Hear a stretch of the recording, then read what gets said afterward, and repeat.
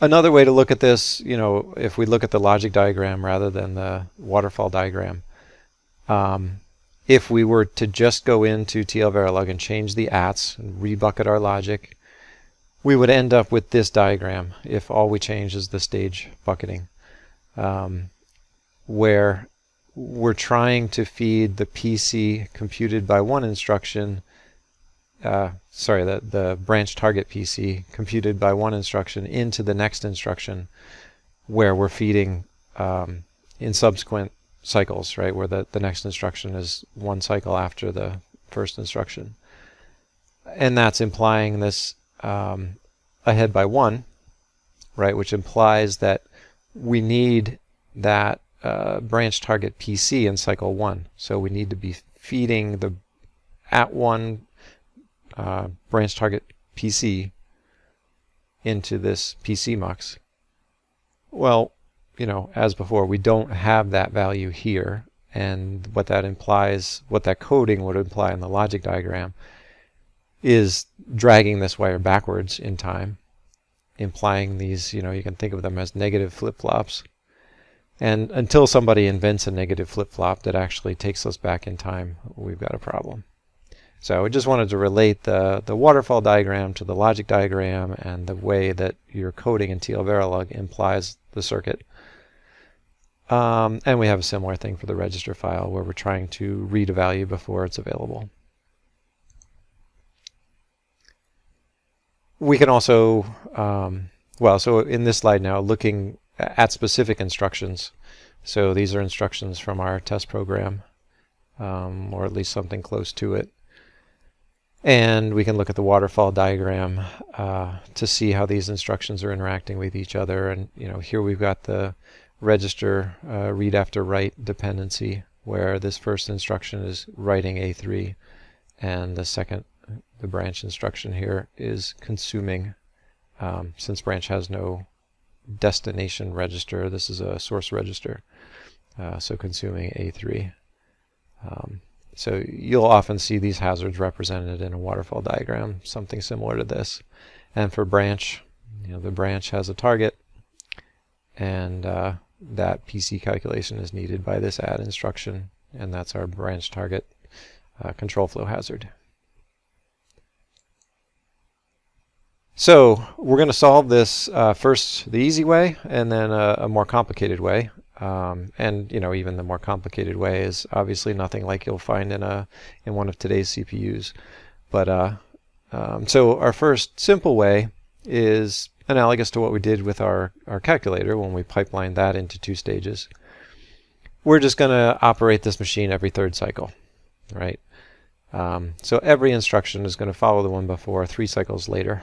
And we're going to do some analogous changes to our pipeline, similar to what we did with the calculator, to implement this.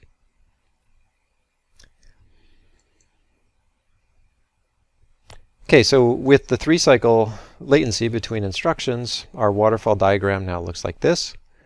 We don't have any paths that are going backwards in time, and our logic is all self-consistent.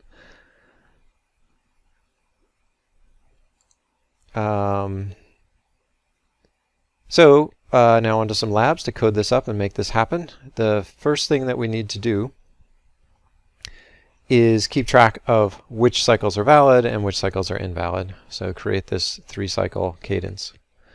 And we'll do that with a valid signal. Similar to what we did before, where we had the 2-cycle cadence with a valid signal. I'm going to suggest here that we code this a little bit differently. We'll take advantage of the pipelined nature of the design, where the pipeline is carrying this valid signal forward, and 3 cycles after we have a valid pulse, we can recognize that from 3 cycles ahead in the pipeline and use that to produce our next valid pulse. So we sort of create this 3-cycle loop of valid pulses. And it's a little easier in this case to code it up this way than the way we did it before with the counter, the 1-bit counter, which was just an oscillator. Especially since the count in this case is not a power of 2, wrapping around is, it's just a little bit easier to code it this way. So create this. So first of all, we need to initialize the CPU after reset. and it'll help to create this start signal that pulses after reset. So this start signal that you can see here in the waveform, which is 0 for all of eternity except the immediate cycle after reset deasserts.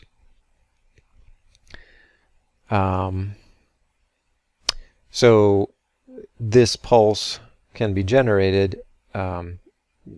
We're only going to see a pulse when reset is low but was high in the previous cycle. Right? Reset last cycle, but not this cycle. So come up with the logic expression for that. And you'll also come up with the logic expression that's going to create this valid pulsing. So we're going to start this pulsing based on the start signal. So it's going to be valid during reset, and it's going to be 1 for start, and otherwise it'll be the valid from 3 cycles ago. Right? So after we've got our initial thing set up, now we've got this pattern where if we look over 3 cycles, we're low, low, high, and if we reference ahead in the pipeline by 3 cycles, we're going to repeat that pattern. So basically we've got 0, 0, 1, and that 1 is just going to propagate around this loop and create this pulsing pattern. Alright, so go ahead and code this up, and again, check it in simulation. Make sure you get a waveform that looks something like this, and once you've got that successfully, you can come back for the next part.